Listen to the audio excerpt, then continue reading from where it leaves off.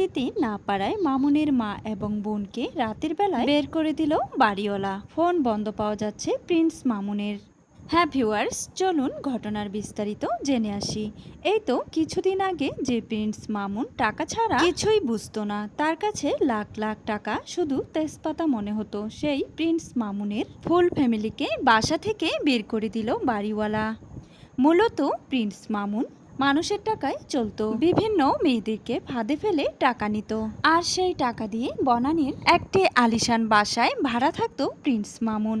জানা যায় সেই বাড়ির প্রত্যেক মাসের ভাড়া ছিল আনুমানিক ৪৫,০০০ টাকা, যে ভাড়াটা মামুনের বউ মোহনা বহন করত। গত ২ মাসের বাসা ভাড়া বাকি থাকায় বাড়িওয়ালা তাদেরকে অনেক চাপ দেয়। বাড়িওয়ালা মোহনাকে ফোন দিয়ে বলে, ভাড়া না দিলে আমি কিন্তু আপনার শাশুড়ি এবং স্বামীকে বাসা থেকে বের করে দিব। মোহনা জানায়, আমার সঙ্গে তাদের কোনো সম্পর্ক নেই, আমি ওদের ফ্যামিলিতে থাকি না, আর আপনি যারা ওই বাসায় থাকে তাদের কাছ থেকে ভাড়া নেবেন।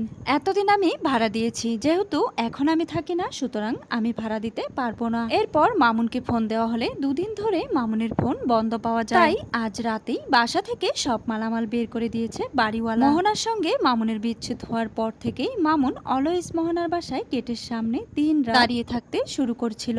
সে সাংবাদিকদের বলেছিল, আমি আমার বউ বাসায় নিয়ে যাব, সব দোষ আমার বউ লাগবে, আমার মোহনাকেই লাগবে, আমি মোহনাকে ছেড়ে বাসা যেতে পারবো না।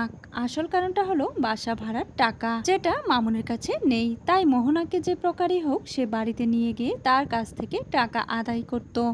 আরও একটা ভয়ের বিষয় ছিল, মোহনা যাতে লাইলার মতো মামুন নামে মামলা না করে দেয়, কিন্তু মোহনা একেবারে মামুনের আসল রূপটা দেখার পর সবকিছু ছেড়ে ছুড়ে পালিয়েছে। কি করবে বেচারা, এমনকি গতকাল মামুনের বিরুদ্ধে ১ কোটি টাকার একটি মামলাও করেছে। এরপর থেকে মামুনকে আর খুঁজেই পাওয়া যাচ্ছে না। তো ভিউয়ার্স, মানুষের টাকা নিয়ে বড়লোক দেখানো সেই প্রিন্স মামুন, খ্যাত মামুন আজ পথের ভিখারি। সে এখন পলাতক এবং তার মা বোন রাস্তায় রাস্তায় ঘুরছে। তো ভিউয়ার্স, এই বিষয় নিয়ে আপনাদের কোনো মতামত থাকলে অবশ্যই কমেন্টে জানাতে একদমই ভুলবেন না।